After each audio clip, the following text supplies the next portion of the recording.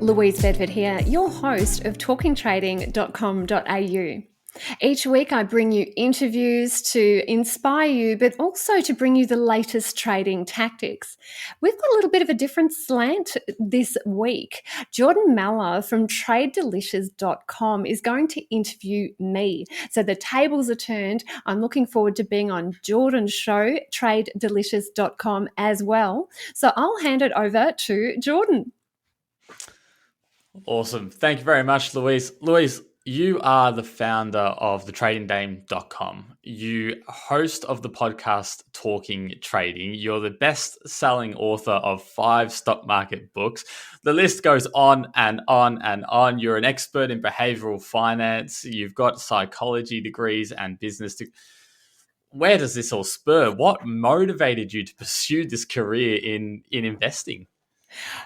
Look, I've always loved money. When I was a kid, I just used to adore money. I'd hoard it and I'd count it. And it was always a feature of my childhood to not have enough money.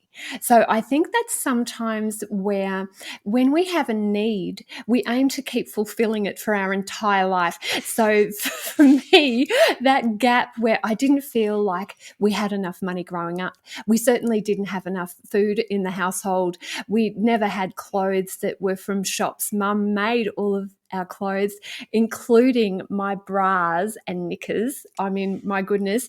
So just to go right deep and personal with you there, Jordon. Straight to the gate, shall we? We're kicking on with the big guns here. But look, I think what happens is after you have something like that, where it is something that is clear that other people have and you do not. It inspires you. It adds a level of passion behind every action. And I think it's a good thing. I think it's something, chasing the buck isn't a bad thing at all. I know a lot of people have hang-ups about it, and I'm here to say, go for it, because money can do a lot of good, not only for your own family, but for the people around you. So yeah Jordon, I think it went way back when. Yeah, so the hunger came in. So how did you get started in the industry? Obviously, you studied at university. Where did the finance world start taking place for you? Look, funnily enough, my sister's boyfriend at that stage, I was about 16 years old. He came up with this sure thing, which is, we don't do that these days, do we? But it was a sure thing investment. I put what little money I had into it and it multiplied by 5. So I was hooked from about the age of 16. He invested in his name because I was under 18. And it took me until I was about 2021 before I put on my first official trade. So I say I started trading in 1990 because, when you're 16, that doesn't count. Legally, So I worked for a credit information company. So I was around money all the time, talking about credit. I know it's slightly different from the stock market, but it gave me access to company data, and I would look up these companies and find out what their credit risk was, and then I'd invest in them. And eventually I dropped fundamentals altogether.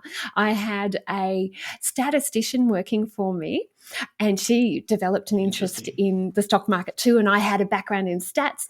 So we grilled absolutely every number that we could think of to try and work out, can we get a fix on what is going to go up and what's going to go down?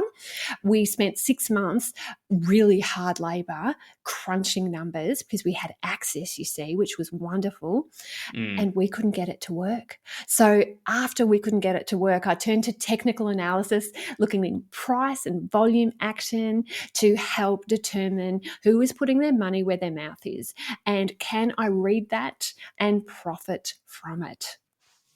Fantastic. I mean, statistical background, psychology degree, everything's just working perfectly here, investing since you were 18. So no, really, really good. Diving into actually investing and trading, and obviously you've been involved for a long time. Can you run us through a specific trade or investment decision which has been particularly challenging for you? I can imagine you've probably had a fair few over the years. Is there one that really sticks out? Oh, there's so many that do stand out. Probably the one which could have potentially blown me up but didn't, maybe that one. I wrote about this in The Secret of Writing Options, one of my books, actually my first book ever. It was with News Corp. So I was writing options. And for those of you that aren't familiar with options, basically there is the possibility of contingent liability, which means you can lose much more than you put into a trade. And when you're writing options, they pay you for putting on the trade, believe it or not. I mean, it just sounded like a dream come true, didn't it? So I'm about my third month into understanding options and writing options.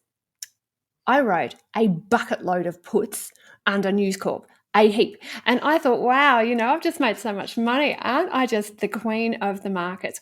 Just on that high, I went shopping down this very well-known shopping area with all of the designer stores, and I was spending money and just feeling like that chicken pretty woman, when she goes and buys all of those amazing things. And then as I was handing over the credit card for one of my purchases, one of those little bad little devils on my shoulder compared to the little angel that was saying bye, bye, bye, the little devil said, "What happens if the market crashes?" And Oh, no. I went, "Oh, no." I hadn't considered risk. I know that sounds ridiculous because at that time I was a full-time trader and I was more or less forced into a full-time trading role because I had to leave my current corporate position at that stage. So it wasn't planned. But all of a sudden I worked out what I would be up to my neck with if this trade had gone wrong. It was $800,000 of money that I did not have. So from that moment on, I have honored risk, I have measured risk, I have carefully added up every possibility of if it goes really well, what happens, if it goes really badly, what happens, and how can I mitigate the damage, not only to myself and my actual bank account and my family, but also to my ability to stay buoyant and resilient. Because often when we're faced with a rotten loss like that, or hopefully not that, for goodness sake, Yes. it can even be a small loss, can't it? When we've got a loss on the horizon, it can damage us to the point where we don't want to play anymore. And I couldn't have that because at that stage, I couldn't work out what else I could do. I was definitely trading where my life depended on it. And it was something that I wouldn't recommend anybody does where they are not familiar with risk before they put on a trade. Evaluate your risk prior to getting into that position, for goodness sake. That's my thoughts there. Yes. I've got to ask because it's going to kill me if I don't. Did you buy the dresses? You know what? I handed over the card and it was in the handing over. I'd already got a little package, you see. I'd handed it over and I actually withdrew the card and I said, just a Wow. moment, and went out the shop and went and nearly hyperventilated. So look, I do think some of these things, psychologists, we call it one trial learning. So what it can be, and hopefully this hasn't happened to the people listening to these podcasts, but it can be something that is an action so devastating, so significant, so neurologically altering that you will never repeat that action again. Now, ideally, we learn from OPE, other people's experiences. So really, wouldn't that be great? Because that's the cheapest way to learn. But sometimes we do have to keep on kicking that same piece of furniture again and again before we realize, hey, I should move that table. So hopefully in the markets that doesn't cost you a fortune. And if it has cost you a fortune and you're still listening to this podcast, kudos to you because you're about to work out how this works. Yeah, no, I've definitely had one of those experiencing myself a few years back. So it's not a nice one, and it is. I mean, when you come out of the other end, whether it loses, whether it doesn't, you come out the other end, and you're like, why? I'm never touching that again. And what's interesting is that your body does react as if you were under threat. Now, we know that in primitive times, that fight, flight, or freeze processing that occurs almost instantly is from the limbic system in your brain, that very deep central aspect of your brain. And then your new brain wraps around that limbic system, and your new brain is actually verbal, whereas your limbic system is pre-verbal. It can't even say what it's thinking, because that is required for automatic reactions. And we're trying to trade with our new brain and our older brain in complete sync. Now, no wonder we're having trouble. We've got a massive difference between that automatic reaction, that knee-jerk, I need this or I need to get out of this feeling, and that new brain that is saying, hold loyal to your trading plan, take a deep breath, look at your recovery, make sure you're hydrated, make sure you've got enough sleep. All of those things are new brain oriented. When we're in the heat of the moment, we don't care about that. Yeah, it's an experience to go through, that's for sure, and it's interesting to hear the science behind it, because I can walk myself through the feelings that I felt, and from anguish to everything you kind of go through during that time. It is interesting. Let's digress a little bit here. I've noticed, well, it's no secret out there, the finance industry for years and years has been dominated by a male presence, right? It's very heavy on that side. I have noticed, especially in our audience, that females are becoming more prominent, and it's great to see. And I have noticed a lot of the traders at the firm actually doing well are females. Is it true that female traders make more money in trading? Now, isn't that interesting? Because both of us, before the call in the green room, if you like, we were talking about how there are fewer females in the markets than there are males. That's just a fact. Now, I do have some interesting stats here. So I think these will be quite interesting to relate. Only 26% of American women get involved in investing in the stock market, and they tend to invest less aggressively than men. However, many studies support that women actually do outperform their male counterparts. Now, let's have a look at some of those studies, because some of them are quite new. Only 9% of women, though, think that they're better investors than men. Okay, so let's have a look at the data with this, because we have got a big gap between reality and what is happening in females' mindsets. And that is something that I think is really important to bridge. Now, I'm going to take you through a couple of studies. One, March 2019, so quite new, spanned 11 countries. This is Jodie Gunsberg from SP Global. Now, fewer women feel that they are in excellent or good financial shape in the markets compared to their male counterparts. Now, let's have a think about what that means. If women suffer a financial setback like unemployment, these females that they interviewed are more likely to feel like they will have trouble getting another job. They will feel more likely to have catastrophizing thoughts where things go down the tube quickly with their mindset. And 22% of American women say that they would be immediately unable to afford their current lifestyle in that situation. Now, we are, as females, very prefrontal cortex dominated. That stops us sleeping with that handsome stranger. It helps us maintain a happy household because we're balancing so many things. But in actual fact, that is what's holding us back from taking these types of risks.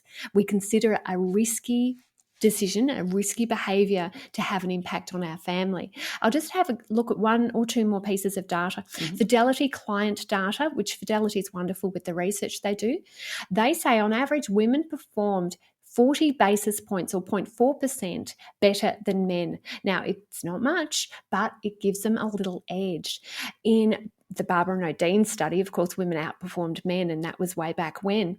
But also in 2017, hedge funds owned by females returned significantly more than their male counterparts, 3.65%, and the men returned 2.23% over the same period. And in 2022, with the market drawdown with COVID, or the plague as I like to refer it to, the females took fewer risks but ended up competing at the same level for returns as their male counterparts. So I think there's a lot to be said for that. If you're a female listening, take heed of this data. Yes, in times of stress, you're likely to find that you are more conservative, but that doesn't mean that you're going to make less money. That lack of aggression is sometimes what's required for longevity in the markets, Jordon. Yeah, that's very interesting, and things I can take away from that is that aspect of myself when sometimes I find myself being a little bit too aggressive or a little bit too hands on. Is it's still possible to outperform not only your own returns but everyone else when being a little bit more conservative, being a bit more relaxed, and sitting back. And it's interesting to see the stats in there with the outperformance and then the element of risk on how much everyone's willing to go. It's incredible stats. It really Yeah, is. and I think Let's that's the thing I'm too. sorry. We need to look at the stats, because I think when we are just going on our own emotions, on our own feelings, that can be a big risk.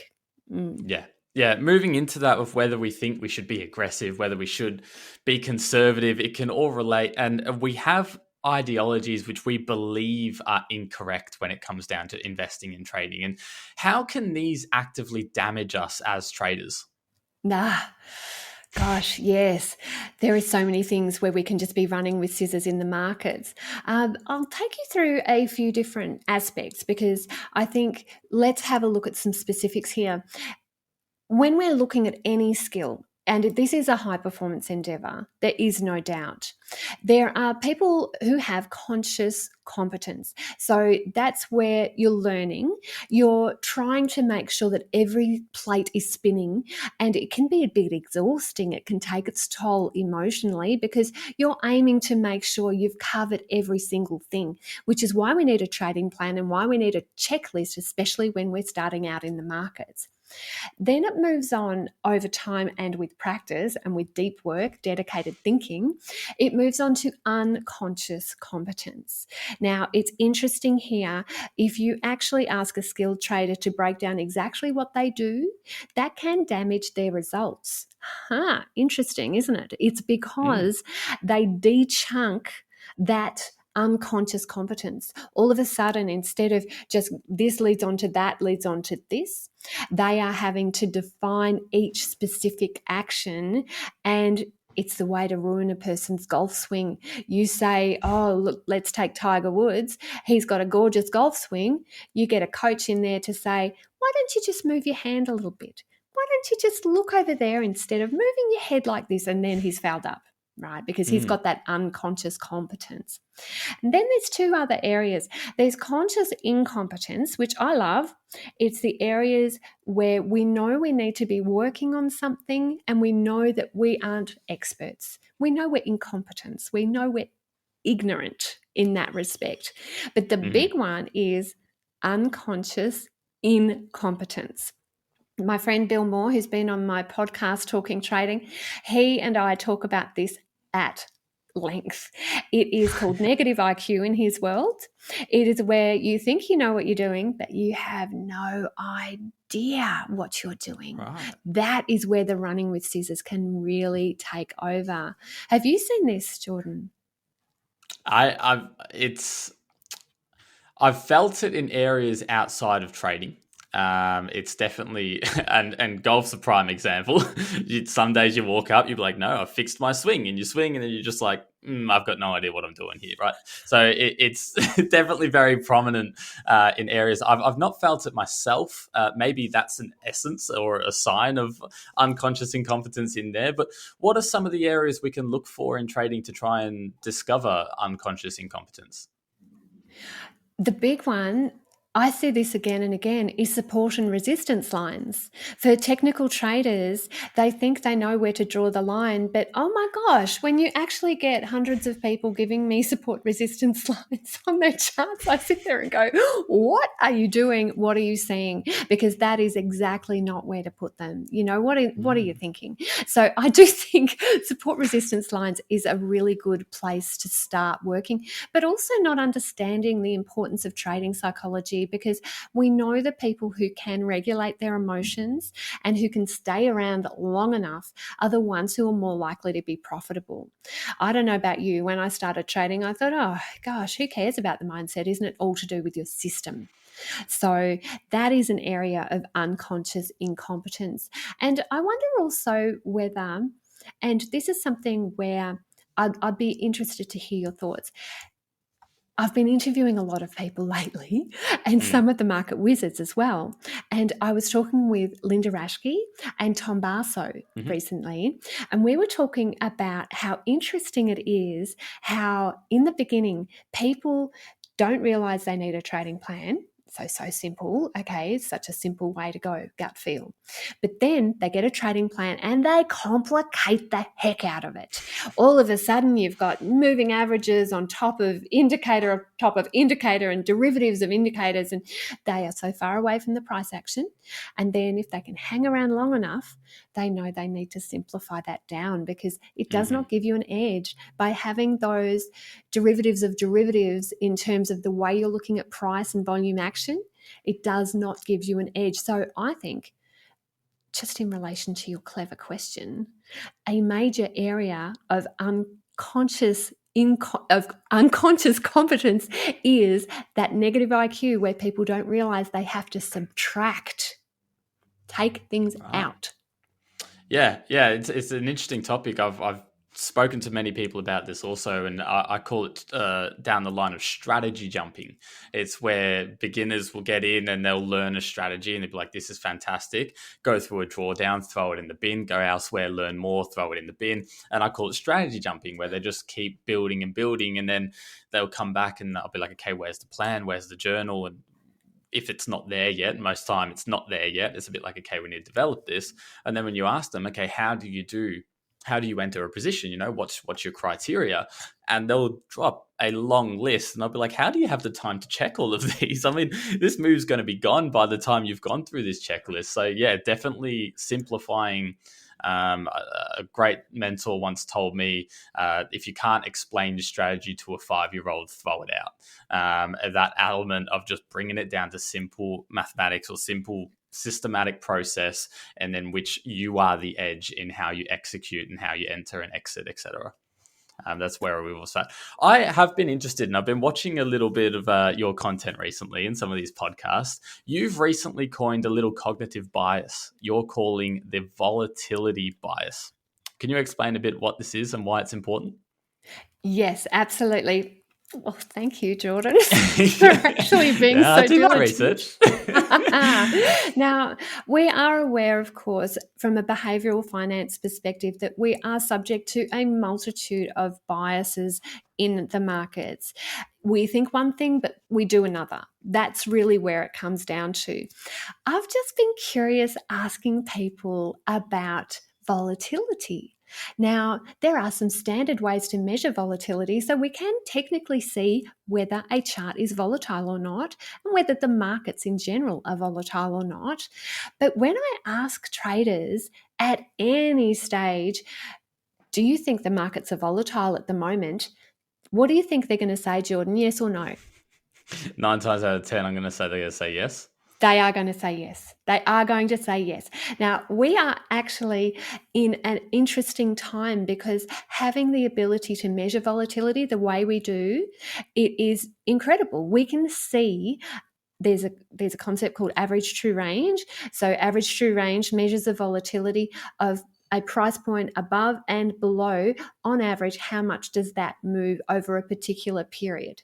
Now, we can make that into a percentage, which is something that I've loved to do, creating an indicator, ATRV, and that's the average true range volatility, and you can make that into a percent. Now, really, over 5% on the Australian market could be historically considered volatile. We can prove that by looking at a chart. However, most of the time it's around 2% volatility. That is not volatile, my friends, not Mm. volatile at all. So watch your bias here, because you are talking yourself into a situation where you are facing a lack of safety in your mind. You think high volatility means higher chances to Mm. lose money. So careful of your self-talk, careful of the way you view volatility. It may not be doing you any favors at all. Interesting. Why do you believe that people get the idea that they feel it's volatile. Do you reckon it coincides with perhaps their performance in recent time? Like, do you have an idea on why? Because 9 times out of 10 people do say, yeah, this has been a crazy week, or today's been really hard to read, and volatility usually gets the blame. Is it along those lines? Look, I think I like your theory there. That's a good one. I do also think it comes down to evolutionary biology. Now, if you think about our ancient ancestors, only the anxious ones will have made it through to create new babies and new families, which we are the result of. So if you have that idea that every shadow could potentially be a threat, every aspect that is a branch moving in the jungle could be a tiger that's coming out to get you. Those are the ancestors that actually managed to pass down their genes. So we are a direct descendant from a scaredy cat ancestor. We really are. Everybody is. And sure, we use things like mental tricks and the ability to cognitively argue our way through that situation to not only downregulate our emotions, but also allow us to take action. However, in reality, we are all still back there on the savannah in our furry underwear, running around with a spear. We really, really are. We have not evolved past that. So I think by us looking at the markets as a volatile beast, that gives us some level of that feels familiar, and we are scared, and it is bigger than us. So it can make us delve into a safer way of behaving as a trader. I don't think it's necessarily a bad thing. I think it just is. I think careful of your judgments when you're saying, wow, I just shouldn't be so anxious. Why am I so fearful? Dump that as a concept. It just is. Now, what are you going to do about it? Yeah, fantastic. We're all very aware, at least I'm very aware of the statistics that come out behind lottery winners, right? We always hear about lottery winners, they go on to go bankrupt or maintain their money, whatever. But what's really interesting is there's a high probability that the neighbors of lottery winners actually end up going bankrupt. And I'm so intrigued to dive into whether you've seen correlation effects in traders and egos of seeing someone else succeed so well. Does it damage the traders themselves? And how do people battle that? That is just so fascinating, isn't it? I do think we are so subject to comparing ourselves to others and working out whether we come up short or whether we're ahead. And in fact, a trick that you can play on yourself is upward and downward. It's a game that I've made up with my kids. Okay. So, Okay. unfortunately, with social media, we are very much succumbing to perfect images of perfect poreless faces with perfect hair doing the perfect gym routine. And we compare those people to us when we roll out of bed on a Monday morning, maybe with a hangover. So that comparison, even though it has helped us throughout the ages, now because it's so prevalent and so in our face, it can actually damage us. Now, why do we have that comparison in the first place? One of the aspects is because we have safety in a group. That is the thing. So if you don't fit in with that group, what is it doing? But let's remember there's some merit in comparison. If you compare yourself to people ahead of you, those people who look perfect at the gym, that can be very motivating. It can bring you up. It can get you to seek out a mentor, find somebody who has been there before and get them to portray how they did that for you. And then we have downward comparison. Downward is it's where you start to feel very superior. I'll give you an example. I've never said this on a podcast before, but Jordon, I'm feeling extremely safe and comfortable with you. You're my new tribe. So sometimes I say to my husband, you could have married her, right? And it's always a downward comparison. So it's when we want to feel superior, and that can be good too. That can be. It has its place. So I do think it's important that we look at that neural aspect to our own behavior as a trader. If you're comparing upward, Make sure you're doing it with an action step in mind. Find out from that person, how have they achieved what you want to achieve? Ask them specifics about how they handle risk. Do all of the things that your podcast is revealing to people as that upward comparison. Finding a role model is so important. And if you're comparing yourself downward, my little trick is to compare yourself to a previous version of you. So rather than comparing yourself to somebody who is just starting, because that can seem a little trivial and mean because you might be further along, think to yourself, how have I moved ahead? Where was I last year? Where was I the year before? Where was I 10 years prior? Can I see that there's been upward movement from the past version of myself? And I think that can be a very, very helpful exercise. Fantastic. Sticking on this topic, you have some very controversial, let's say, views on self-forgiveness. When it comes to traders in that matter, how can you explain further on this? Yes. Now, I'm going to get in trouble with all of the psychologists in your audience. Here is the common way of approaching any life misdemeanor, whether it was at your hand or from an external influence. You're supposed to forgive yourself and be kind and display self-care and run yourself a bath. Okay. Now, I like the thought of that because you are looking after maybe that childlike part of yourself that is reeling in horror about what has just happened. I get it. But if this has been from your hand in the markets, if you've put on the wrong position size, if you've put on the wrong trade, who hasn't done that? Yikes, typed in the wrong order. If it's because you got distracted, if it's because you didn't follow your trading plan and your archetype, that perfect trade that we're aspiring to duplicate, if it is from your hand, first of all, recognize that it's from your hand in a very firm internal locus of control way. And then, for goodness sake, kick yourself. You did the wrong thing. You can feel awful about that. It is okay to feel horrible, absolutely horrible about what you did, because we know that if we have a negative response, we're more likely to not do that action in the future. The difficulty is I see people forgive themselves too quickly. They say to themselves, oh, well, that's okay. There'll always be another trade. There's another trading day tomorrow. They run themselves that bath and they don't learn the lesson. So I will ask you to, first of all, analyze, is it something within your control that you can actually take responsibility for? I think that's a real key step. And if it was and you still did the wrong thing, then kick yourself first and forgive yourself later. Your timing is impeccable. Just this morning, I was doing a live stream for our audience, and I had a trader, Heather, come through and said it was her worst week as a trader stat ever. Oof. And the first thing she said is, "I can't wait for the weekend." And I had that aspect. I was like, okay, but we need to analyze, why was it your worst week? Was it your worst week because you made bad decisions, or was it the worst week just because your strategy failed, but you did everything right? Why was it your worst week?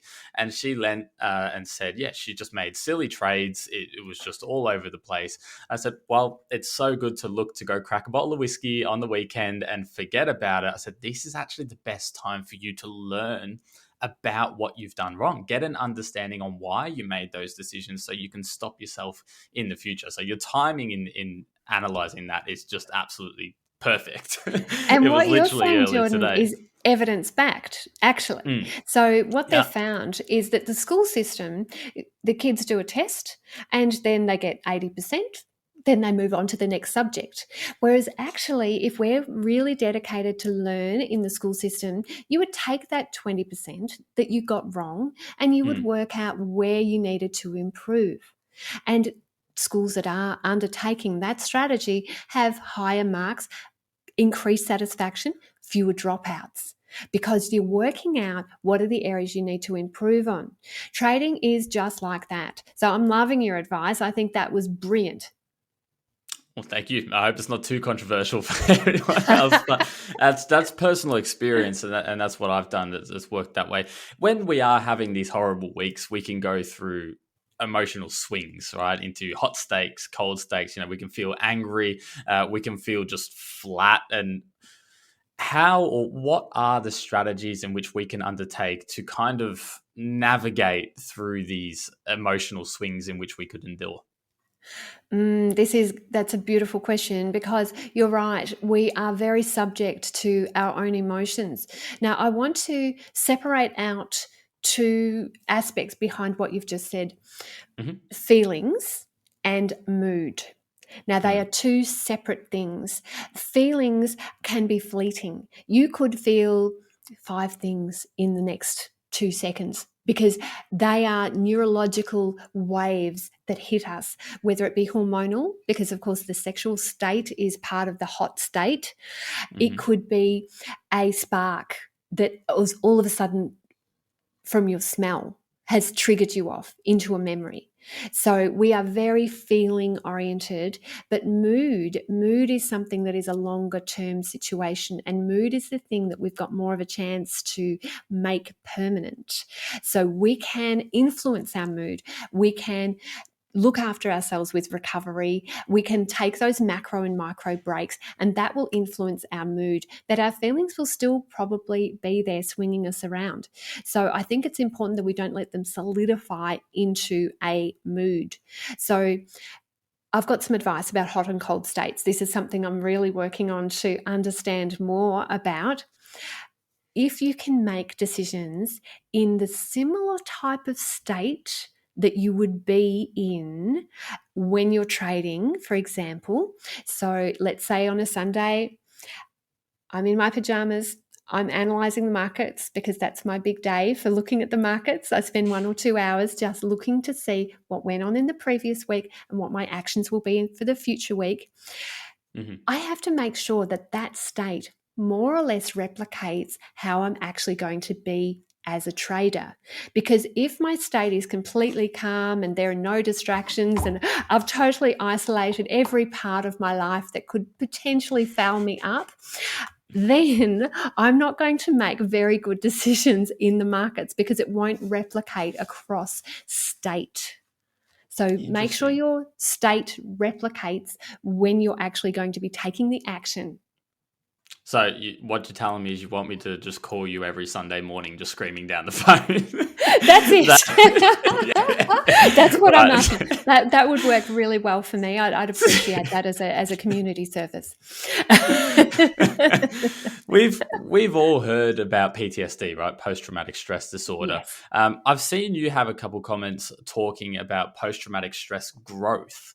Can you explain a bit to the audience about what this is and how it can impact us as traders? Absolutely. So it is certainly something that I think people struggle with. We trivialize post traumatic stress disorder, PTSD, in the common vernacular. We say, oh gosh, it just gave me PTSD. Now let's just draw a line under that, because this is not true PTSD. Mm. True PTSD is a traumatic event, and it results in a neurological change. You can actually, if you look at an MRI and you know what you're looking for, you can spot somebody who has PTSD. It actually affects at a brain level Wow. cognitive processing, speed of response, emotional from the amygdala state. It can also be an automatic cue for things that are not related to be tracked into that part of the brain that is that fight, flight, freeze. So PTSD is a very real condition. Now, what is interesting is in the last few years, psychologists have studied post-traumatic growth. Now, this is where we do have that, sometimes that one trial learning, sometimes that big life event that goes incredibly right or wrong. It can create growth. And what we do is we look for meaning in that. Now, I'll give you an example. It's a bit tricky to talk about actually with post-traumatic growth in this situation, because I don't want you thinking I'm blaming the person that this happened to. Okay. Mm-hmm. So I just want to Yep. preface it with that. One of my children's friends crossed a road, got hit by a car. Now, it was 9 months in hospital. It was a very difficult time. Mm-hmm. The psychologist who I knew that was looking after that child said, and it sounds harsh, but what actions of yours created that situation? Now, To the child. to the child. Okay. Now, you wouldn't think that you'd come up with any action, would you? Because this is Mm. a victim. But when that kid, when I'm saying kid, it's a 16-year-old kid, okay, just to Yeah. put the age on it. Mm-hmm. When that 16-year-old could say, I really should have looked left and right even though I was crossing at the crossing, that sparked a complete change of agency for that person. All of a sudden, they were back in control. They had an action for the future that they could carry forward. They had a meaning that they could apply behind it. They weren't just a victim. They were taking that particular event and working out, what can I do with that? And that gave them that agency that they needed to heal and to somewhat recover emotionally. So I'm going to ask you, listening to this podcast, all of you will have had a trial, some level of trial in your life. We don't get to the ages that we are with a clean slate. Look for the Mm-hmm. meaning behind that.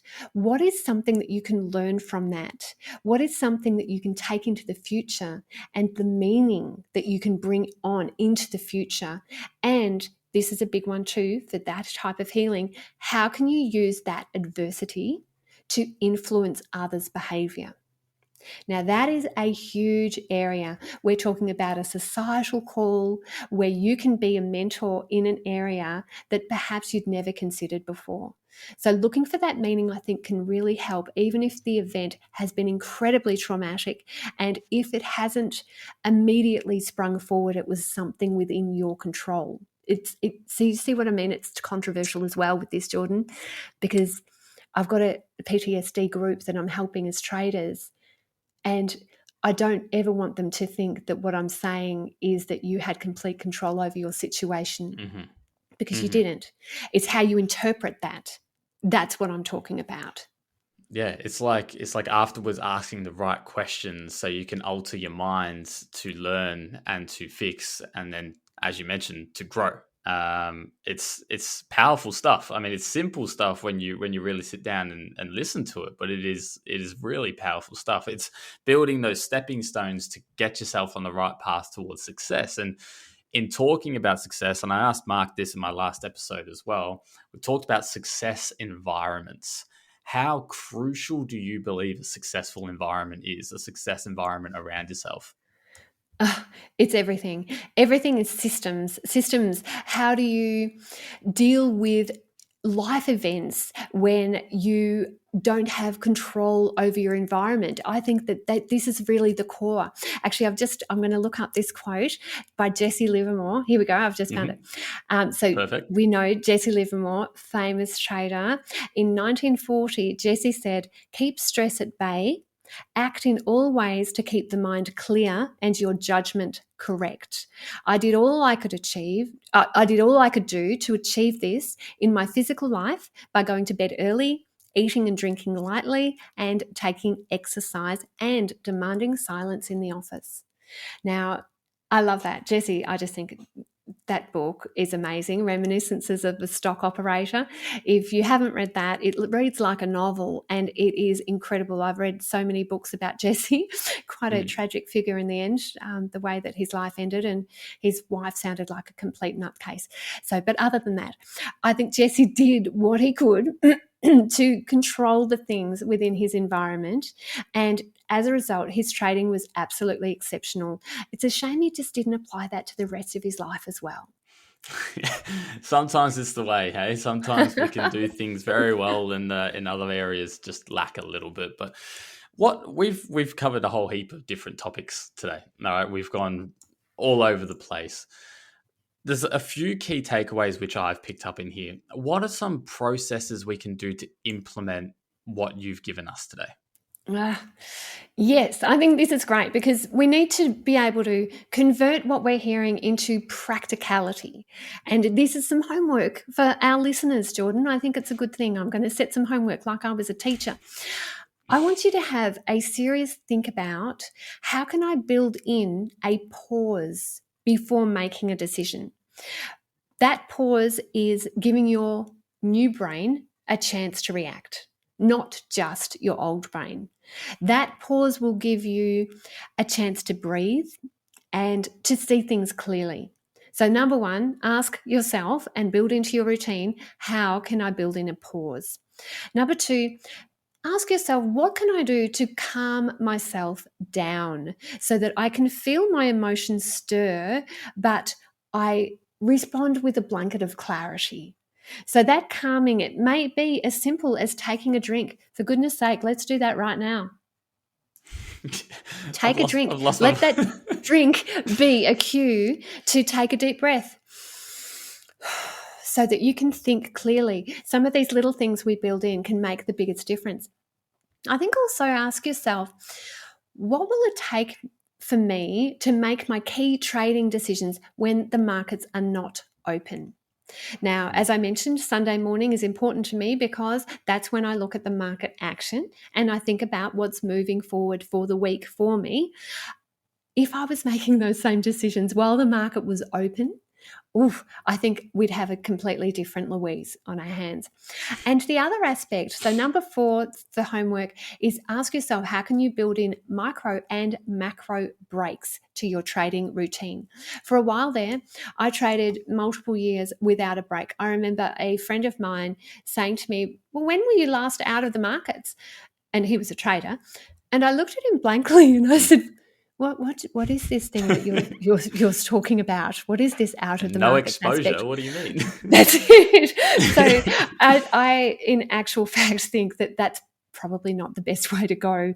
Sometimes to be out of the markets completely, to take a breath, work out. For me, I use a macro filter that tells me when I need to stop trading. So that macro filter says no more for you, Louise. The markets are not cooperating with your view. So out. That is a really important step. So Jordon, I love what you're doing here. I love that you're bringing these concepts to the world in such a palatable bite-sized format, because this is stuff that I usually only say for members of my mentor program.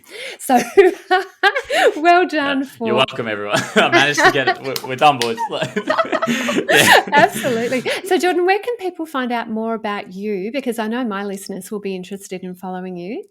Yeah, so right now we're really pushing out the YouTube content. We're live streaming every trading day, talking about everything trading, podcasts, newsletters. So you can get us at TradeDelicious.com or head to YouTube/TradeDelicious and you'll see all of our content there, and vice versa. Where can we find more of Louise other than reading the magnificent list of books you have? Where can we access more information from you? Well, look, I think a lot of people really do need to consider that they need to work on a written trading plan. And without that written trading plan, you will have trouble regulating your emotions and you won't be able to consider all of the aspects in the clean, lack of hot state type of concept that you need to be able to make good decisions. So come to my website, tradinggame.com.au, and download my free trading plan template, tradinggame.com.au. Register your details and I'll send it to you straight away, along with my free 5-part audio e-course. But also come and visit me at my Talking Trading podcast. You're already listening to podcasts. I know you've got to be a podcaster. So it's a lovely thing, talkingtrading.com.au. And it has been such a pleasure to bring you this joint episode. Jordon, you're a superstar. Love your work. Thank you very much, Louise. It's been a pleasure.